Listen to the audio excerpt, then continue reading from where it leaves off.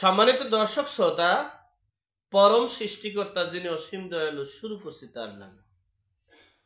আজকে খুব গুরুত্বপূর্ণ বিষয় নিয়ে একটা আলোচনার জন্য আপনাদের সাথে শেয়ার করার জন্য হাজির হয়েছি। 5ই আগস্টের গণ অভ্যুত্থানের মাধ্যমে যে সরকার দেশ ত্যাগ করেছেন শেখ হাসিনা, এরপরে অলিখিতভাবে রাষ্ট্র ক্ষমতা হিসেবে বিএনপি ভাবছিল। এর পরপরই বিএনপি মনে করছে যে অল্প কিছুদিনের ভিতরেই নির্বাচন হবে, আর সেই নির্বাচনে আমরা 300 প্রার্থী দেব, সেখানে 350 প্রার্থী পাস। ভোট কেন্দ্রে কে যাবে কে যাবে না এটা দেখার বিষয় না, কারণ আমরা ব্যক্তিগতভাবে আমি বিগত 2001 সালের ভোট আমি দেখেছি। যাই হোক, তো সেই 300 ভোট 300 আসনেই বিজয় লাভ করে সেখানে আবার কিছু যারা এই শরিক দল আছে, অর্থাৎ জোটে আছেন, তারা হয়তোবা এই তাদেরকে কিছু আসন দেওয়া হবে। সেখানে ধরেন যদি 50টা দেওয়া হয়, সেখানে 20 জনকে ফেল করাইয়া বাকিগুলোকে নিয়ে আসবে। কিন্তু দুঃখের বিষয়, সেটা দলিষ্যৎ হতে যাচ্ছে। বিএনপি মনে করছিল যে আমরা অল্প কিছুদিনের ভিতরে নির্বাচন হতে যাচ্ছে, আর সেই নির্বাচনে আমরা জয়লাভ করব, তারেক রহমান প্রধানমন্ত্রী হতে যাচ্ছে। যাই হোক, সেই আশা, সেই আকাঙ্ক্ষা, সেই স্বপ্ন, সেই বাসনা পূরণ হবে না বলেই এখন তারা 99% প্রকাশ পেয়েছে এবং বুঝতে পারছে। এজন্য তারা যে প্ল্যান পরিকল্পনা, নতুন প্ল্যান নিয়ে হাঁটছে, সে বিষয়ে আপনাদের সাথে শেয়ার করছি। ডক্টর মোহাম্মদ ইউনূস 2006 এবং 7-এ -2 করে, অর্থাৎ শেখ হাসিনা খালেদা জিয়াকে জেলে দিয়ে তিনি একটা কিংস পার্টি করতে চেয়েছিলেন। 1-11 -2 ফর্মুলা করে কিংস পার্টি করে দেশে রাষ্ট্র ক্ষমতায় থাকতে চেয়েছিলেন। কিন্তু আওয়ামী লীগ এবং বিএনপির যে দেশি বিদেশি শুভাকাঙ্ক্ষী আছেন, সেই শুভাকাঙ্ক্ষীদের চাপের মুখে পড়ে সে আশা, সে স্বপ্ন ডক্টর মোহাম্মদ ইউনূসের পূরণ হয় নাই।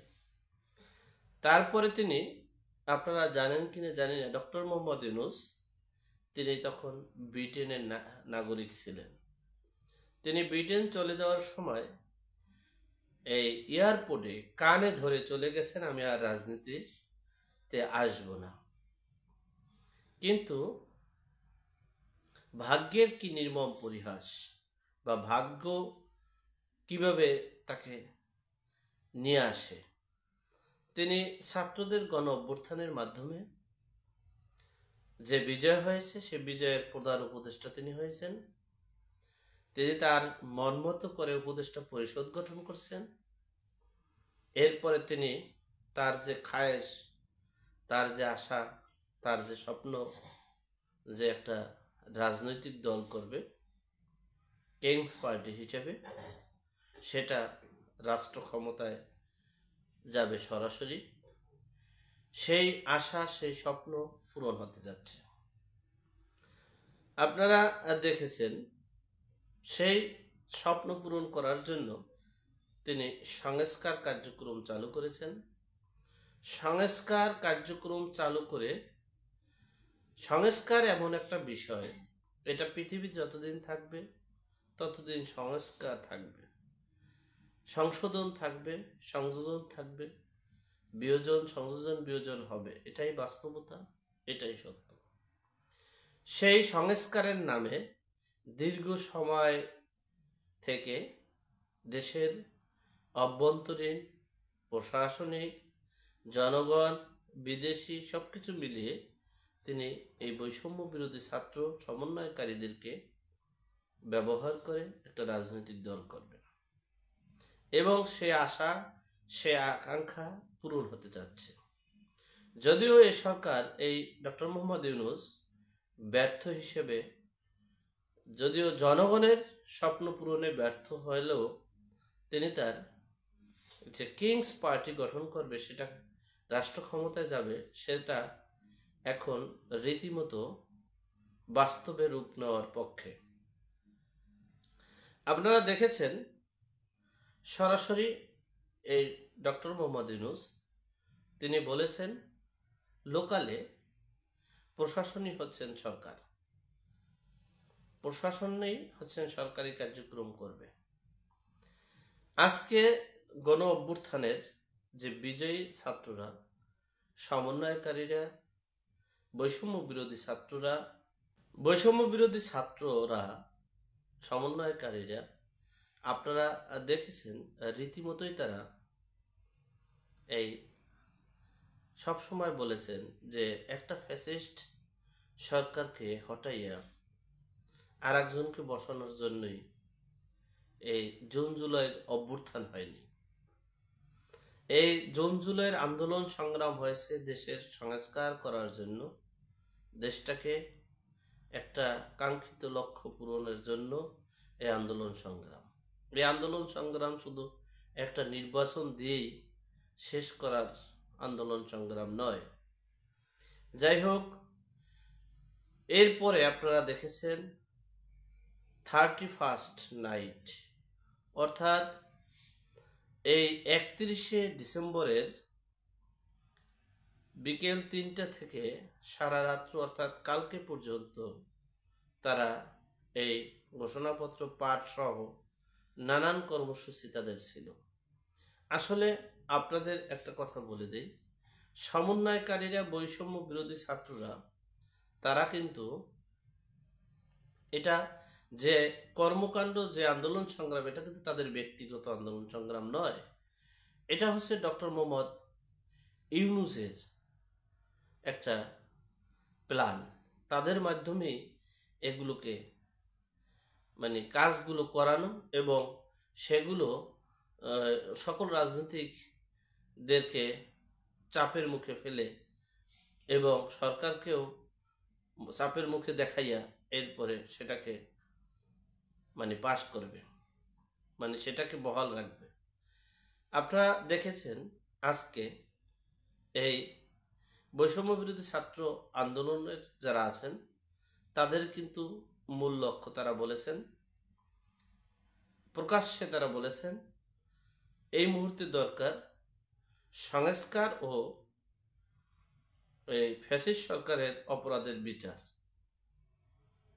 আপনারা দেখেছেন সরাসরি তারা বলেছে বাংলাদেশে বিচার কার্যক্রম সম্পূর্ণ না হওয়ার আগ পর্যন্ত কোনো নির্বাচন হবে না।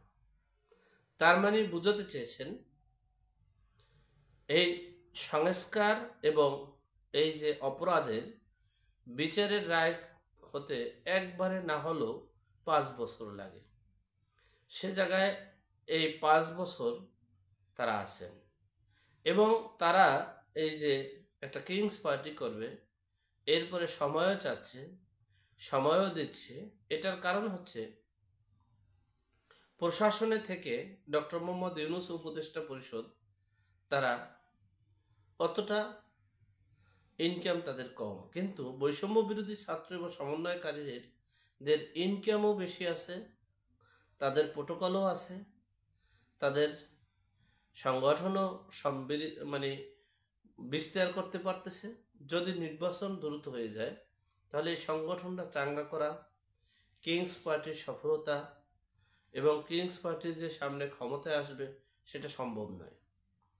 আর যদি একটু দীর্ঘ সময় লেট করা যায় তাহলে অর্থনৈতিক গ্রোথ, অর্থাৎ প্রত্যেকটা বিভাগে অনুযায়ী, জেলা অনুযায়ী যে নিয়োগ বাণিজ্যগুলো আছে, যে নিয়োগের মাধ্যমে যে অর্থ, নিয়োগের মাধ্যমে তাদের পেশিশক্তি তৈরি করা, সেক্টরগুলো তাদের পেশিশক্তি তৈরি করতে পারবে এবং এই সকল মানুষগুলো, তাদের ধারণা সকল মানুষগুলো তাদের উপরে ঝুঁকবে, যেহেতু সকল ক্ষমতার অধিকারী বৈষম্য বিরোধী ছাত্ররা, সমন্বয়কারীরা। সেক্ষেত্রে সকল আওয়ামী লীগ এবং বিএনপির ভাসমান যারা আছে সকলেই তাদের ঝুঁকবে এবং তারা এই সংগঠনটা চাঙ্গা করতে পারবে এবং জনসমর্থনের গ্রহণযোগ্যতায় চলে আসবে। আর এই যে প্রতিটা মুহূর্ত সময় যে মিটিং মিছিল হচ্ছে ডক্টর মোহাম্মদ ইউনূসের খরচে হচ্ছে এবং এই সরকারের পক্ষে থেকে সকল খরচ ব্যয় করা হচ্ছে। কারণ হচ্ছে এই কিংস পার্টিটা, এটা কিন্তু ডক্টর মোহাম্মদ ইউনূসের পার্টি, এটা ডক্টর মোহাম্মদ ইউনূসের স্বপ্ন। কারণ হচ্ছে তার কিন্তু উত্তরসূরি, অর্থাৎ ছেলে মেয়ে বলতে কিছু নেই, তার অস্তিত্ব ধরে রাখার মতো সেরকমের এও নেই। যদি এই কিংস পার্টিটা করে যদি প্রতিষ্ঠিত হতে পারে, প্রতিষ্ঠিত হয়, মৃত্যু ক্ষমতা থেকে যদি তার মৃত্যু হয়, তাহলে তার রাজকীয় মৃত্যু 1, 2 নম্বর কথা হলো তার একটা মাজার হবে, যে মাজারটা হয়েছে জিয়াউর রহমানের মাজার, যে মাজারটা হয়েছে এরশাদ সাহেবের মাজার, যে মাজারটা হয়েছে শেখ মুজিবুর রহমানের মাজার, সেরকম একটা তারও মাজার হবে। সেই স্বপ্ন, সেই আশা আকাঙ্ক্ষা লালন করে তিনি আগাচ্ছেন এবং স্পষ্ট ভাষায় বলা হচ্ছে, উপদেষ্টা পরিষদ থেকেও বলা হচ্ছে আগে সংস্কার করতে হবে, এরপরে নির্বাচন। এবং আজকের বক্তব্যে, প্রতিটা বক্তব্যে তারা বলেছেন ফ্যাসিবাদীদের অর্থাৎ অপরাধীর বিচার, সম্পূর্ণ বিচার করে এরপরে নির্বাচন দিতে হবে, অর্থাৎ ডাইরেক্ট অ্যাকশন। এই বিচার কার্যক্রম করতে যদি 10 বছরও সময় লাগে, এই 10 বছর ক্ষমতায় থাকবে বৈষম্য বিরোধী ছাত্র এবং সমন্বয়কারীরা। আর প্রশাসনিক ক্ষমতা মানে প্রশাসনিক কর্মকর্তা হিসেবে থাকবেন উপদেষ্টা পরিষদ। তাহলে তাদের আরো 20 বছর যদি সরকার ক্ষমতায় নাও আসে, তাতে তো কিছু আসা যায় না। যদি আর 20 বছর যদি কোনো নির্বাচন না হয়, তাতেও তাদের কিছু আসে যায় না। সুতরাং তারা আরো ভালো থাকতে পারবে। আর যদি নির্বাচন হয়ে যায়, নির্বাচিত সরকার যদি চলে আসে, তাহলে তাদের অস্তিত্ব বিলীন হয়ে যাবে। বিদেয় তারা ফাইনাল ডিসিশন। অপরদিকে বিএনপি ভাবছে যে আমরা কি তাহলে নির্বাচন পাচ্ছি না, আমরা কি তাহলে প্রধানমন্ত্রী হতে পারবো না, আমরা কি তাহলে ক্ষমতায় যেতে পারবো না, তাহলে কি আমাদেরকে আবারও কি -2-তে নিয়ে যাচ্ছে? নানান জল্পনা কল্পনার মধ্যে তারা আছে। এখন তারা একটা গোপন সূত্রে জানতে পারলাম যে তারা একটা সিদ্ধান্ত নিয়েছে যে এই বৈষম্য বিরোধী এবং সমন্বয়কারীদের মুখের দিকে যদি তাকাইয়ে থাকি, ডক্টর মোহাম্মদ ইউনূসের দিকে যদি আমরা তাকাইয়ে থাকি, আমাদের শেষ ছাড়া আর কিছু হচ্ছে না। এই জন্য তারা একটা প্ল্যান করেছে, নতুন করে আন্দোলন করবে, সংগ্রাম করবে। আন্দোলন সংগ্রাম করে এরপরে তারা এই উপদেষ্টা পরিষদ অর্থাৎ অন্তর্বর্তীকালীন সরকারকে বিলুপ্ত করে সংবিধান মতে, যেহেতু সরকার আইন, সুপ্রিম কোর্ট, হাইকোর্টে যে রায় হয়েছে যে অন্তর্বর্তীকালীন সরকার না, এটা তত্ত্বাবধায়ক সরকারের আইন যে পাশ করা হয়েছে, যে বিধিবিধান আছে, সে অনুযায়ী এই তত্ত্বাবধায়ক সরকার গঠন করে 90 দিনের ভিতরে নির্বাচন চাইবে। সেখানে তাদের একটা অবস্থান হতে পারে। সেই প্ল্যান পরিকল্পনা নিয়ে বিএনপি ফাইনাল ডিসিশন নিয়ে ফেলছে। আগামী মাসেই 2-1 দিনের ভিতরেই তাদের কার্যক্রম শুরু। তারা তাদের সমমনা কিছু রাজনৈতিক দল আছে, তাদের নিয়ে একটা প্ল্যান করেছে যে নয়, আর সময় দেওয়া যাবে না, আর ডিলেমি করা যাবে না, আর বসে থাকা যাবে না, আর তাদের আশায় থাকা যাবে না। এই বৈষম্য বিরোধী সমন্বয়কারীদের শক্তি যাতে বৃদ্ধি হওয়ার আগেই আমাদের আন্দোলনে নামতে হবে, সংগ্রামে নামতে হবে এবং এই অন্তর্বর্তীকালীন সরকারকে বিলুপ্ত করতে হবে, তত্ত্বাবধায়ক সরকারকে প্রতিষ্ঠিত করতে হবে এবং 90 দিনের ভিতরে নির্বাচনের ব্যবস্থা পরিবেশ করতে হবে আমাদেরই। সেই প্ল্যান নিয়ে হাঁটছে। অপরদিকে সমন্বয়কারীরা, বৈষম্য বিরোধী ছাত্ররা, তারা গোয়েন্দা সংস্থার সাপোর্ট পেয়েছে, সরকারি দলের সাপোর্ট পেয়েছে, সকল ডিপার্টমেন্টের সাপোর্ট তাদের আছে। তাদেরকে হঠাতেও একটা বড় বিপ্লব ঘটাতে ছাড়া সম্ভব নয়। তারা পিছনে ফিরবে না। তারা তাদের কাঙ্ক্ষিত লক্ষ্যে পৌঁছানোর জন্য আমৃত চেষ্টা করবে, আমৃত বেঁচে থাকবে, আমৃত সফল হওয়ার চেষ্টা করবে। এখন দেখা যাক কে কারা, কাদের স্বপ্ন পূরণ হতে যাচ্ছে। যাই হোক, আল্লাহ আমাদের সকলকে সঠিক জ্ঞান দান করার তৌফিক দান করুক। আল্লাহ আমাদের সকলের হেদায়েত নসিব করুক। আমিন। আসসালামু আলাইকুম।